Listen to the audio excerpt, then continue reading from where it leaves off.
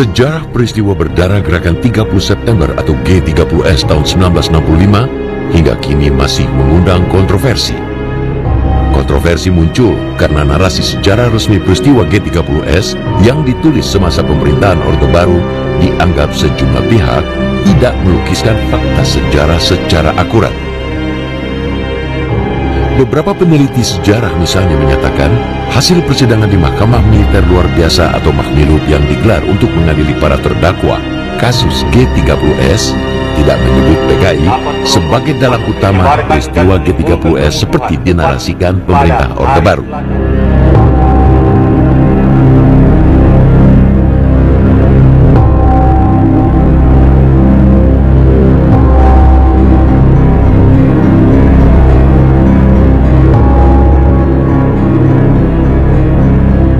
Ini adalah salah satu rekaman gambar sidang Mahmilub kasus Gerakan 30 September atau G30S 1965 dengan terdakwa Sudisman, anggota Dewan Politbiro Partai Komunis Indonesia atau PKI. Sudisman merupakan satu dari 16 orang yang diseret ke meja sidang Mahmilub pada sepanjang tahun 1966 yang digelar di gedung kantor Badan Perencanaan Pembangunan Nasional atau Bappenas di Jalan Diponegoro, Jakarta. Dalam persidangan ini, Sudisman yang dinyatakan bersalah terlibat dalam G30S divonis hukuman mati, yang menjadi satu dari 13 orang terdakwa yang divonis mati dalam persidangan Mahmilub sepanjang tahun 1966.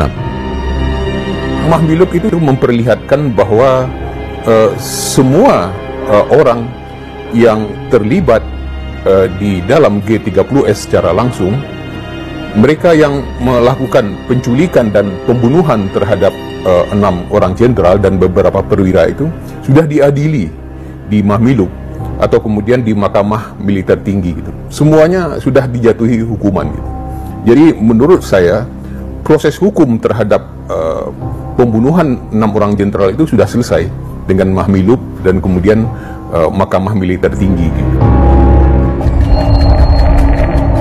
Proses peradilan kasus G30S bermula dari permintaan Maijen Soeharto kepada Presiden Soekarno pada akhir November 1965 untuk menggunakan Mahmilub guna memeriksa dan mengadili para tahanan yang dituduh terlibat G30S. Permintaan Soeharto yang disampaikan dalam kapasitasnya sebagai penanggung jawab ketertiban dan keamanan nasional pasca peristiwa G30S dipenuhi Soekarno dengan mengeluarkan Kepres nomor 370/1965. Dengan Kepres ini, Mahmilub diberi mandat mengadili orang-orang yang dituduh terlibat Gerakan 30 September 1965. Ini adalah inisiatif dari Soeharto gitu, karena dia ditugasi untuk menjadi Panglima Komando Pemulihan Keamanan dan Ketertiban. Dan untuk memulihkan keamanan dan ketertiban itu yang harus dilakukan adalah menumpas G30S sampai ke akar-akarnya.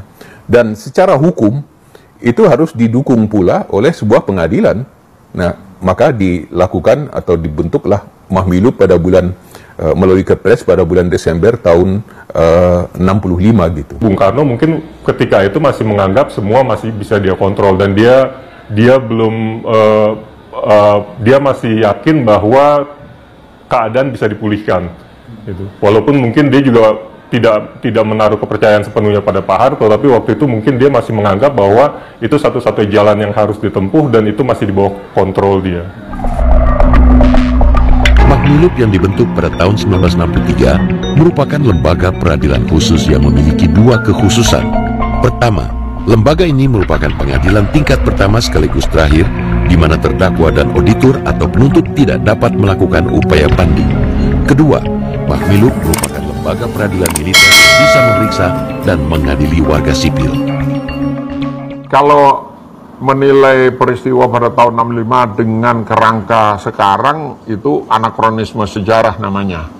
Jadi kita tidak boleh melihat peristiwa masa lalu itu dengan framework sekarang. Pertama, pada masa itu ya peradilan militer sangat berkuasa termasuk mengadili sipil. Belum ada persoalan HAM pada tahun 65. Masalah HAM itu kan akhir tahun 70-an baru muncul sampai awal tahun 80-an. Puncak-puncaknya.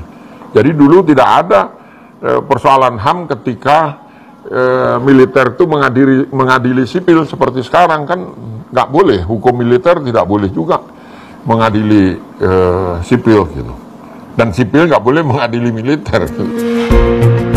Wewenang yang diterima Majen Soeharto untuk menggelar Mahmilub kasus G30S 1965 digunakan secara maksimal oleh mantan Panglima Kostrad ini. Kala itu, Soeharto bukan hanya bertindak sebagai perwira penyerah perkara, tapi juga berkuasa menentukan siapa saja tokoh yang akan diseret ke kursi terdakwa dan menentukan susunan auditor dan hakim Mahmilub. Posisi Soeharto sangat penting karena di dalam Kepres nomor 370 tahun 65 itu Soeharto itu mempunyai 3 peran gitu. Jadi peran sebagai orang yang menetapkan siapa saja yang diadili, dan kemudian kedua sebagai perwira penyerah perkara, jadi dia harus tahu semua substansi perkara itu, dan yang ketiga menentukan susunan mahkamah militer itu. Jadi 3 itu semuanya dijabat dipegang oleh Soeharto gitu. Jadi Mahmilub itu tidak terlepas dari tangan Soeharto gitu. Kalau yang disebut Orde Baru itu jelas bahwa ini dalangnya PKI. Kalau saya melihat PKI terlibat, ya, tapi bukan hanya PKI.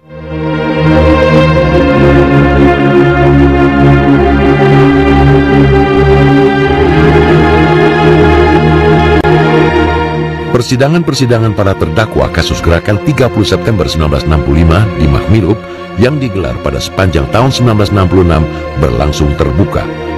Persidangan-persidangan yang mendapat liputan dari sejumlah wartawan asing ini juga terdokumentasi dengan baik. Namun, meski berlangsung terbuka, sejumlah kalangan menilai proses persidangan di Mahmilub kala itu seperti diarahkan untuk menyalahkan Partai Komunis Indonesia atau PKI sebagai dalang utama peristiwa G30S. Sebuah kesimpulan yang berbulan-bulan sebelum Mahmilub digelar sudah kerap dituduhkan terhadap PKI, antara lain lewat berita-berita di sejumlah koran saat itu yang melukiskan kekejaman orang-orang PKI dalam peristiwa gerakan 30 September 1965. Intinya begini, bahwa Mahmilub itu dibuat untuk mendapatkan legitimasi atas tindakan-tindakan untuk menyingkirkan PKI dan kelompok-kelompok kiri serta untuk menyingkirkan Bung Karno. Oleh karena itu butuh dukungan internasional, dalam tanda petik legitimasi internasional, dan itu dibuka sehingga Mahmilub itu terbuka. Mahmilub bukan sidang tertutup, dia boleh ditonton oleh publik, bahkan termasuk pengamat-pengamat barat waktu itu, Rockford, kemudian semua pengamat dari Australia itu dan dari Amerika itu nonton. Bahkan sebelum persidangan pun Soeharto kan sebenarnya sudah menyatakan bahwa G30S adalah makar, peristiwa subversif, mau menggulingkan pemerintahan yang sah, dan itu didalangi oleh PKI, dan skenario itu harus dipegang oleh semua lembaga termasuk Mahmilub. Sehingga kemudian yang terjadi di dalam Mahmilub adalah skenario itu jadi semacam nada dasar yang sama untuk semua lembaga, dan mereka harus bekerja berdasarkan skenario itu. Jadi sudah tidak penting lagi membuktikan narasinya itu sendiri, tapi kemudian tinggal mencocok-cocokkan orang ini terlibat atau enggak gitu. Tuduhan-tuduhan itu diantaranya menyebutkan perbuatan begini, padahal menurut para pengacara, Pak Yap, saya, Pak Segap, itu dituduhkan pada waktu PKI belum dilarang. Jadi kan menurut kita rada aneh. Menurut Daniel Dakide, dia mengamati sebuah persidangan. Nah, di situ terlihat ketika hakim menanyakan apakah siapa yang bertanggung jawab terhadap G30S, itu apakah Untung, dan ketika yang ditanya itu mengatakan benar, maka pertanyaan itu dialihkan gitu. Karena yang diharapkan, jawaban yang diharapkan itu bukanlah seorang militer yang bertanggung jawab, tetapi adalah PKI. Jadi ini dari analisis Daniel Dakide itu terlihat bahwa ada upaya dari hakim itu untuk mengarahkan bahwa ini jawaban yang diharapkan itu adalah ini dirancang oleh PKI dan semacamnya gitu. Dalam persidangan Mahmilub, beberapa elit pengurus PKI yang menjadi terdakwa seperti Sudisman, Syam Kamaruzaman, dan Nyono memang memberi kesaksian tentang sepak terjang Ketua Komite Sentral PKI DN Aidit dalam peristiwa G30S. Namun, berbeda dengan tuturan resmi pemerintah Orde Baru yang menyebut PKI sebagai dalang utama peristiwa G30S, dalam sidang-sidang di Mahmilub, para elit PKI yang menjadi terdakwa menolak bila PKI dipersalahkan dalam peristiwa berdarah ini. Anggota Dewan Politbiro PKI, Sudisman, misalnya, mengatakan bahwa sebagai partai politik, PKI tidak pernah merencanakan atau dilibatkan dalam gerakan 30 September. Gerakan ini, menurut Sudisman, merupakan buah dari konflik di internal Angkatan Darat yang dipimpin Letkol Untung dan Brigjen Suparjo. Kalau yang disebut Orde Baru itu jelas bahwa ini dalangnya PKI. Kalau saya melihat PKI terlibat, ya, tapi bukan hanya PKI. Contoh, yang menculik tentara, yang diculik tentara, yang dibunuh tentara, yang ngadili tentara. Jadi pasti ada keterlibatan tentara, kan satu. Tapi bahwa tidak ada keterlibatan PKI itu juga omong kosong. Kenapa? Kesaksian Sudisman, Nyono, semua bilang kami terlibat. Aidit semua bilang kami terlibat. Hukum mati kami silahkan, tapi partainya jangan dibubarin, jangan dibubarkan, karena itu pilar demokrasi. Mereka ngomongnya begitu. Ini suara rakyat. Hukum mati kami. Ya. Presiden yang selalu mereka sebut adalah kasus PSI, Partai Sosialis Indonesia, yang pada tahun 63 dibubarkan oleh Bung Karno. Syahrir diusir dalam pengasingan ke Eropa. Mereka menuntut seperti itu. Hukum kami, kalau perlu dihukum mati. Tapi partainya jangan dimatikan gitu. Ini kan partainya oleh Pak Harto langsung dimatikan gitu. Dalam kesaksian di sidang Mahmilub, Sudisman mengatakan bahwa Ketua CCPKI, Aidit, tidak pernah menyatakan PKI hendak mengadakan operasi militer. Aidit yang mendukung gerakan 30 September menurut Sudisman juga tidak pernah mengemukakan bahwa PKI akan mencetuskan revolusi saat itu. Pemrakarsa dan pengorganisir gerakan 30 September 1965, kata Sudisman, adalah para perwira progresif revolusioner yang ingin menggagalkan rencana kudeta Dewan Jenderal, yang di belakangnya ada perwira-perwira non-komunis dan komunis. Sudisman itu dia mengakui bahwa keterlibatan pimpinan ada gitu, tapi bukan sebagai organisasi. Dan itu sama persis dengan analisis Bung Karno di dalam pelengkap Nawaksara itu kan, ya, bahwa memang ada pimpinan-pimpinan PKI yang dibilang keblinger itu gitu, tapi mereka bekerja bukan atas dasar organisasi. Dan di dalam penelitian-penelitian selanjutnya semakin terlihat bahwa mereka memang bekerja sebagai sebuah secara individual, ya, sebagai sebuah komplotan, tapi di luar sepengetahuan dari organisasi gitu. Bahkan Komite Sentral PKI pun nggak tahu menahu soal ini. Dari fakta persidangan agak ini bermacam-macam ya tafsirannya ya. Dari apakah dia itu berkumpul di lubang buaya pada saat itu memang atas instruksi organisasi, kalau iya kapan instruksinya, di mana diberikan, mana buktinya begitu. Kita kan selalu berbicara berdasarkan bukti, berdasarkan menurut pengadilan terbukti bahwa mereka dikerahkan, mereka dilatih. Selain lewat penuturan Sudisman, sepak terjang DN Aidit dalam gerakan 30 September juga muncul dalam persidangan di Mahmilub lewat kesaksian Ketua Biro Khusus PKI, Syam Kamaruzaman. Dalam persidangan ini, Syam Kamaruzaman terungkap sebagai sosok penting yang mempengaruhi Aidit untuk mendukung gerakan para perwira TNI Angkatan Darat Progresif yang dipimpin Letkol Untung dan Brigjen Suparjo. Adanya keterlibatan Syam Kamaruzaman dan beberapa orang lainnya di Biro Khusus itu untuk menunjukkan bahwa memang ada pimpinan PKI yang terlibat itu ada gitu. Seperti juga dikatakan oleh Bung Karno di dalam Nawaksara, ada pimpinan PKI yang keblinger, itu benar gitu. Tetapi bukanlah PKI sebagai sebuah organisasi secara keseluruhan gitu. Mereka menyatakan ya ada di dalam persidangan itu kan yang dibuktikan itu ada pertemuan-pertemuan. Itu memang terbukti sebelum ada gerakan 30 September, ada pertemuan-pertemuan di antara anggota Biro Khusus PKI dengan beberapa orang militer gitu, seperti Untung, Sam, dan lain-lain, itu mereka bertemu. Dalam persidangan Mahmilub terungkap bahwa gerakan 30 September 1965 ditujukan untuk menyingkirkan sejumlah perwira tinggi TNI Angkatan Darat sayap kanan yang tergabung dalam Dewan Jenderal. Para jenderal ini dalam pandangan Syam Kamaruzaman telah siap mengambil alih kekuasaan bila Presiden Soekarno yang menurutnya tengah sakit keras meninggal dunia.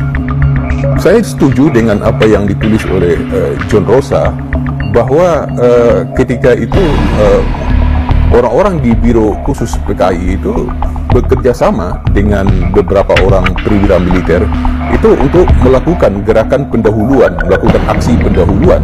Karena mereka percaya, walaupun itu tidak benar, ada Dewan Jenderal yang akan melakukan kudeta pada tanggal 5 Oktober tahun 65 gitu. Dewan Jenderal itu juga sesuatu yang kemudian kita tahu itu kan hanya sebuah dewan yang mengurus kepangkatan di ABRI gitu. Jadi lagi-lagi tapi mereka percaya itu, oleh sebab itu mereka melakukan gerakan atau aksi pendahuluan gitu. Syam Kamaruzaman ini adalah ada sosoknya, ada orangnya, ada ini yang paling misterius. Sangat mungkin dia ditanam sebagai agen di PKI. Tapi bahwa dia bisa memainkan peran segitu besar segala-galanya, itu bullshit itu. Omong kosong itu. Dokumen tentang Syam itu, ya kalau dokumen intelijen kan biasanya begitu. Bahwa ini ada intelijen begini. Kalau intelijen yang ketahuan kan namanya bukan intel. Tetapi peran misterius Syam ini menurut saya lebih-lebihkan gitu. Ya itu tadi yang saya lihat, oh ada temuan, lalu ditafsirkan besar. Enggak, itu biasa aja itu. Lihat potret makronya, baru detailnya menopang atau tidak gitu. Ini skenario politik yang besar yang memang tujuannya adalah menggulingkan rezim demokrasi terpimpin, dan syarat utamanya adalah pertama-tama betul-betul memberangus PKI sampai ke akar-akarnya. Karena itu hukuman mati kan sama aja, yang tidak masuk ke pengadilan pun banyak yang dihukum mati atau dibuang ke Pulau Buru dan seterusnya. Persidangan para terdakwa kasus gerakan 30 September 1965 yang digelar secara terbuka mulai bulan Februari 1966 menarik perhatian banyak kalangan dan mendapat publikasi cukup luas. Risalah persidangan Mahmilub hingga menjelang tahun 1971 juga sempat dimuat di publikasi Angkatan Darat tanpa diedit. Namun, menjelang pemilu tahun 1971, ketika Soeharto selaku pejabat presiden melakukan konsolidasi kekuasaan, dokumen persidangan Mahmilub mulai disensor. Tentara pada awalnya memang berkepentingan untuk membuka apa adanya gitu. Tetapi kemudian sidang itu menjadi tertutup, sulit diakses, hasilnya tidak bisa diakses ya. Terus yang diterbitkan itu mulai dipilih, itu setelah penerbitan ke-6 dan seterusnya, yang tidak lagi pakai serial seri publikasi penerangan Angkatan Darat, tapi sudah macam-macam, dan itu baru dilakukan menjelang pemilu tahun 71. Jadi dari tahun 69 ketika Orde Baru naik, dilakukan konsolidasi kekuasaan, membutuhkan cerita-cerita yang bisa melegitimasi Orde Baru, dan banyak hasil dari sidang Mahmilub itu tidak bisa mendukung kerangka ini, jadi mulai nggak dipakai. Terkait kasus peristiwa G30S, Samuel Gultom dalam bukunya Mengadili Korban menyatakan bahwa secara keseluruhan ada 17 perkara yang diperiksa Mahmilub. Sementara hingga tahun 1978, Mahmilti memeriksa 291 perkara dan pengadilan sebanyak 466 perkara. Namun, Buku putih G30S yang diterbitkan Sekretariat Negara di tahun 1994 mencatat ada 24 orang yang diajukan ke pengadilan terkait peristiwa G30S. Sidang dan penjatuhan vonis ke-24 terdakwa kasus G30S di Mahmilub berlangsung dari bulan Februari 1966 hingga tahun 1975. 23 dari 24 terdakwa divonis hukuman mati dalam persidangan. Beberapa nama terdakwa yang divonis hukuman mati antara lain Letkol Untung, Brigjen Suparjo, Nyono, Sudisman, Sam Kamaruzaman, Pono, Marsekal Madya Omardani, hingga Dr. Subandrio. Iya, kalau kita lihat misalnya sampai bulan Desember tahun 66 ada 16 orang yang diadili gitu di Mahmilub dan 13 orang dihukum mati. Hanya 3 orang yang dijatuhi hukuman seumur hidup. Itu jelas itu untuk memperlihatkan kepada masyarakat bahwa mereka itu betul bersalah gitu.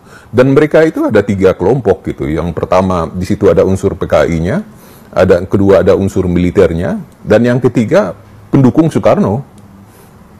Jadi itu yang ingin disampaikan ke tengah masyarakat, ketiga kelompok itu yang bersalah gitu. Bersalah. Orde Baru yang baru seumur jagung waktu itu memerlukan legitimasi rakyat, dan demi legitimasi itu dibangunlah satu konstruksi pemikiran publik secara masif ya, melalui rekayasa sejarah gitu, supaya orang itu membenci Orde Lama, membenci Bung Karno, lalu memberi legitimasi kepada Soeharto. Nah, tujuannya itu, karena itu terasa sekali menjelang pemilu tahun 71. Ini skenario politik yang besar yang memang tujuannya adalah menggulingkan rezim demokrasi terpimpin, dan syarat utamanya adalah pertama-tama betul-betul memberangus PKI sampai ke akar-akarnya. Karena itu hukuman mati kan sama aja, yang tidak masuk ke pengadilan pun banyak yang dihukum mati atau dibuang ke Pulau Buru dan seterusnya. Semua sepak terjang Soeharto itu bukan sekedar untuk memberantas PKI, tapi betul-betul mau menggulingkan rezim demokrasi terpimpin. Itu sebabnya semua yang Soekarnois walaupun bukan PKI juga ditangkap, diadili, termasuk Pak Subandrio kan gitu. Jadi kalau sidang-sidang Mahmilub itu ada dakwaan-dakwaan mengenai perbuatan gitu. Misalnya dia berada di lubang buaya, dia ikut merondong jenderal, ikut masukkan ke sumur. Ada dakwaan-dakwaan yang begitu. Ada lagi dakwaan yang dia ikut rapat-rapat. Nah, ada orang yang memang tidak pernah ikut rapat, tapi dia ikut nyerbu rumah jenderal itu. Itu ada orang yang dakwaannya itu. Dia tidak ikut rapat-rapat, tapi menurut dakwaan dia diperintahkan untuk menyerbu. Di luar 24 nama yang diadili di Mahmilub dan sebagian besar divonis hukuman mati, sebelumnya beberapa nama petinggi PKI seperti DN Aidit, Nyoto, dan Lukman langsung dieksekusi mati tak lama setelah ditangkap tanpa melalui proses pengadilan. Selain itu, ada ribuan orang yang diidentifikasi sebagai anggota atau simpatisan PKI dan organisasi anterbaunya seperti Pemuda Rakyat, Gerwani, CGMI, BTI, Sopsi, dan Lekra juga ditahan hingga bertahun-tahun tanpa proses peradilan. Itu yang menjadi pertanyaan, kenapa tokoh seperti Aidit itu tidak dibawa ke Mahmilub tapi justru ditembak mati gitu. Demikian juga tokoh-tokoh lain yang dihilangkan seperti Nyoto, Lukman, dan lain-lain gitu. Itu menjadi pertanyaan gitu. Kalau di Mahmilub kan apakah mereka bisa mengeluarkan suatu pernyataan yang mungkin akan menghebohkan atau bagaimana, kan kita tidak tahu itu karena mereka sudah ditembak atau dihilangkan gitu. Sedangkan dari keputusan Mahmilub itu semua menyatakan bahwa mereka yang diadili itu dinyatakan bersalah melakukan makar gitu, mencoba menggulingkan pemerintahan yang sah gitu.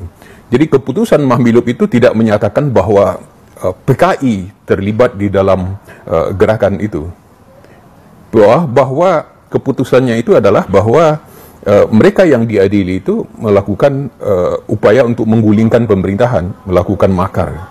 Jadi bukan PKI yang diadili, tapi orang per orang. Harus dibedakan antara yang menjalani proses peradilan, pro justisia kayak begitu, dengan yang bagian dari pertarungan politik.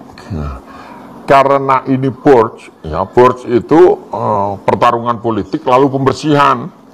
Itu bukan hanya anggota PKI yang terlibat, semua Soekarnois juga dibabat. Pasca pertarungan 65 itu dibabat semua oleh rezim baru yang membutuhkan konsolidasi kekuasaan, membutuhkan legitimasi bagi pemerintahan, manajemen pemerintahan yang baru. Bila mengacu pada hasil persidangan Mahmiluk peristiwa G30S 1965, menurut beberapa peneliti sejarah, merupakan pertarungan politik biasa antara elit politik dan militer di tingkat pusat. Namun yang menjadi masalah, retorika dan jargon-jargon kekerasan yang menyertai pertarungan antar elit di tingkat pusat ini tidak lagi menjadi sekedar retorika ketika tersebar di daerah-daerah, namun berkembang liar menjadi berbagai provokasi. Provokasi yang memicu aksi-aksi pembunuhan dan bentuk-bentuk persekusi lain terhadap siapa saja yang dianggap memiliki kaitan dengan PKI dan mengubah konflik di akar rumput menjadi tragedi memilukan yang meninggalkan jejak trauma panjang. Mahmiluk ini memberikan legitimasi terhadap pembunuhan massal yang sudah dilakukan sebelumnya gitu. Pembunuhan massal itu sudah dilakukan sejak bulan Oktober tahun 65, berlanjut terus sampai awal tahun 66 gitu. Nah, tetapi persidangannya itu kan baru bisa dilakukan itu pada awal tahun 66. Dan dengan persidangan itu, ya kan diperlihatkan bahwa ini ada 3 kelompok yang terlibat, ya itu artinya menjadi pembenaran terhadap tindakan-tindakan pembunuhan dan lain-lain yang dilakukan sebelumnya dan sesudahnya gitu. Peristiwa G30S dan setelahnya itu ada skenario politik yang sangat besar yang sebenarnya banyak orang bilang itu untuk menyingkirkan PKI, tapi buat saya lebih jauh dari itu adalah satu skenario politik untuk menggulingkan rezim demokrasi terpimpin dan mengganti dengan rezim yang kemudian mereka menamakan diri sebagai Orde Baru.